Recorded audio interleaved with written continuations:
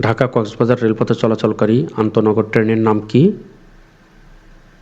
সঠিক উত্তর ঘ অর্থাৎ ক ও খ। কক্সবাজার এক্সপ্রেস ও পর্যটক এক্সপ্রেস। ঢাকা কক্সবাজার রেলপথে চলাচলকারী আন্তঃনগর ট্রেনের নাম কক্সবাজার এক্সপ্রেস ও পর্যটক এক্সপ্রেস। দেশের প্রথম এলিভেটেড রেল স্টেশন কোথায় অবস্থিত? কেরানীগঞ্জ, ঢাকা। দেশের প্রথম এলিভেটেড রেল স্টেশন কেরানীগঞ্জ, ঢাকায় অবস্থিত। জাতির পিতার পরিবার সদস্যগণের নিরাপত্তা রহিতকরণ অধ্যাদেশ 2024 জারি করা হয় কবে?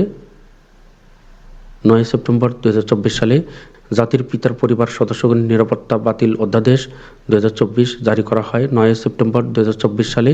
বর্তমানে গ্রাম আদালত কতজন সদস্য নিয়ে গঠিত? 5 জন। বর্তমান গ্রাম আদালত 5 জন সদস্য নিয়ে গঠিত। দেশের 17তম অ্যাটর্নি জেনারেল কে? মোহাম্মদ আসাদুজ্জামান। দেশের 17তম অ্যাটর্নি জেনারেল মোহাম্মদ আসাদুজ্জামান। বাংলাদেশ ব্যাংকের বর্তমান নীতি সুদহার কত? 10%। বাংলাদেশ ব্যাংকের বর্তমান নীতি সুদহার 10%। 23 এপ্রিল 2024 বাংলাদেশ কোন দেশের সাথে দ্বৈত কর পরিহার ও কর ফাঁকি সংক্রান্ত চুক্তি করে? কাতার। 23 এপ্রিল 2024 বাংলাদেশ কাতারের সাথে দ্বৈত কর পরিহার ও কর ফাঁকি সংক্রান্ত চুক্তি করে। ভুটানের বিশেষ অর্থনৈতিক অঞ্চল কোথায় স্থাপন করা হবে? কুড়িগ্রাম। ভুটানের বিশেষ অর্থনৈতিক অঞ্চল কুড়িগ্রামে স্থাপন করা হবে। 2024 সালের বর্ষপণ্য কোনটি? হস্তশিল্পজাত পণ্য। 2024-এর বর্ষপণ্য হস্তশিল্পজাত পণ্য। 2023-24 অর্থবছরে কোন দেশ থেকে সর্বাধিক রেমিটেন্স আসে?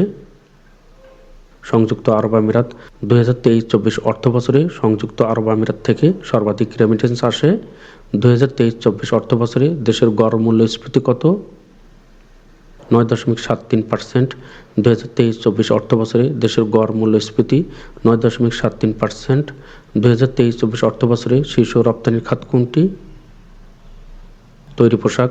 2023-24 অর্থবছরে শীর্ষ রপ্তানি খাত তৈরি পোশাক। বাংলাদেশে ব্যাংকাসুরেন্স প্রবর্তন করা হয় কবে?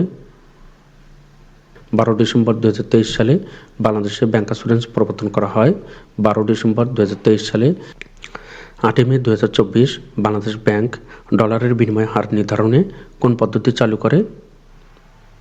Crawling peg.